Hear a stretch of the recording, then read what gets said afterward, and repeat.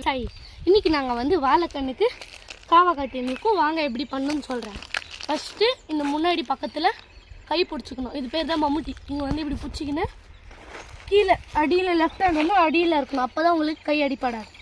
இந்த மாதிரி அடியில் வச்சுட்டு இப்படி வாரி போட்டாலே போதும், மண் போயிடும். எதுக்கு நாங்கள் இப்போ காவா காட்டுறோன்னா, இது வந்து கொஞ்சம் சீக்கிரமாக தண்ணியை வந்து பாஸ் பண்ண விடும். அதனால தான் இது கட்டுறது. பத்தாவதுக்கு இது மேடும் பள்ளமாக இருக்கக்கூடாது. மேடும் பள்ளமாக இருந்துச்சுன்னா அவ்வளோ சீக்கிரம் தண்ணி போகாது. பத்தாவதுக்கு அது ஃபில் ஆகிட்டு தான் போகணும். அந்த மாதிரி தான் நம்ம பண்ணணும். ஏன்னா தானம்னு பண்ணால் பெரிய லாஸ் தான் நம்மளுக்கு தான் நடக்கும். அதனால் பார்த்து ஒரு செடி இருக்கக்கூடாது இந்த தண்ணி போகிற வழியில்.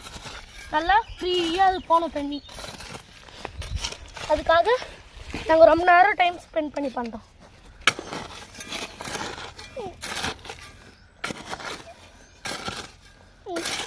நாங்கள் இப்போது ஒரு லைன் முடிச்சாச்சு. இப்போ இன்னொரு கண்ணுக்கு லைன் முடிக்கும் பாருங்கள். அதே மாதிரி சிம்பிள் தான். இருங்க, இது கொஞ்சம் மேடாக இருக்குது. இது போட்டோம் லைட்டாக கூட மேடாக இருக்கக்கூடாது.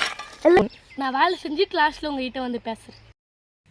ஃபஸ்ட்டு இங்கே ஸ்டார்ட் பண்ணதுலேருந்து ஃபுல்லாக அந்த லாஸ்ட் வரைக்கும் முடிச்சாச்சு. இப்போ வந்து நம்ம வந்து இந்த செகண்ட் லைன் ஸ்டார்ட் பண்ணுவோம்.